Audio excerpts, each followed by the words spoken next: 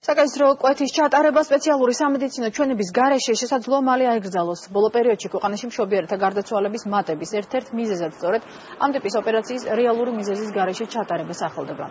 სტატისტიკის მიხედვით საკაისრო კვეთას დედების 35% ირჩევს. ამ საკითხს ჯანდაცვის მინისტრის მოადგილე სამშობიაროების ხელმძღვანელ პირებთან დღევანდელ შეხვედრაზე განიხილავს. ასევე სექტემბერ-ოქტომბერში სახელმწიფოს მხრიდან დაიწყება ყველა სამშობიარო სახლის ინფრასტრუქტურის შემოწმება.